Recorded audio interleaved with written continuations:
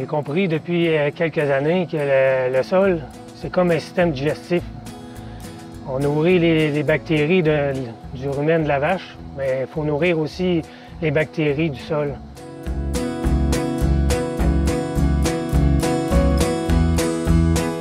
Bonjour, je m'appelle Stéphane Leclerc. Je suis propriétaire avec ma conjointe puis mon garçon de la ferme Aidri Faniel. On exploite une entreprise de production laitière puis de grande culture. La grande culture, ça comprend le maïs, le soya, le blé et le pois aussi, puis le foin, sur une superficie totale de 850 acres. Pour la production laitière, on a un quota de 200 kg jour, puis on a 300 têtes en tout là, de vaches laitières, vaches et animaux de remplacement, ce qui nous fait 150 vaches là, à la traite à tous les jours. On a commencé à faire du travail minimum vers la fin des années 90. C'était dans les champs de blé et des champs de soya. On passait seulement que 2 coups de vibro au printemps. À l'automne, ça restait tel quel. Puis déjà, à ce moment-là, on a vu une amélioration de la structure du sol. Au fil des années, on a racheté des terres, puis on avait de plus en plus de superficie à semer le printemps, ce qui nous obligeait à ramasser de la roche pratiquement un mois par année. J'ai dit, c'est pas vrai qu'on va passer un mois à ramasser des roches, ça n'a pas de bon sens. Là. Fait que j'ai été prendre un cours pour savoir comment faire pour le semi-direct, puis depuis ce temps-là, on en fait, puis ça a toujours bien été. Là, à ce moment-là, on avait une rotation de maïs, soya, blé, qu'on refaisait 3 ou 4 fois. Après ça, on venait en foin pour 5 ans.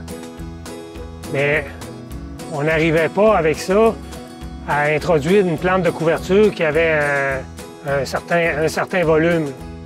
Avec le semi-direct, on a atteint notre objectif d'améliorer la structure de sol. Par contre, avec la rotation qu'on avait, on n'était pas capable de mettre des plantes de couverture, puis on a baissé un peu nos engrais minéraux, ce qui fait qu'on a appauvri nos sols un peu. On a changé notre rotation pour y introduire du pois.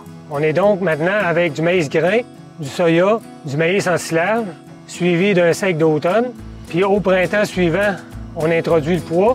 Puis on fait juste étailler le seigle.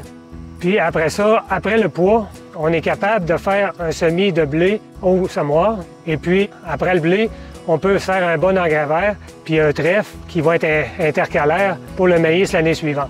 En 2018, là, à peu près en même temps qu'on a changé la rotation, on a construit une étable pour les vaches sur la litière accumulée compostée. Ce qui est intéressant avec ça, c'est que l'azote que les vaches font est tout absorbé par le carbone qui est contenu dans la ripe. Puis l'analyse de ça, ça donne 16 kg à tonne d'azote à 99 % organique.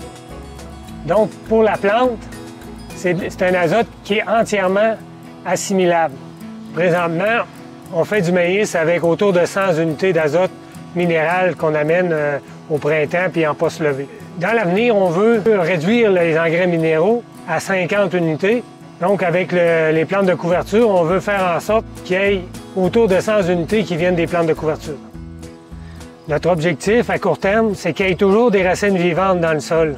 Il nous en reste beaucoup à apprendre encore, c'est sûr, mais si on crée des rotations, puis si on amène des situations où il y a de l'azote qui est laissé dans le sol avec du carbone, je pense qu'avec ça, on s'en va dans le bon sens.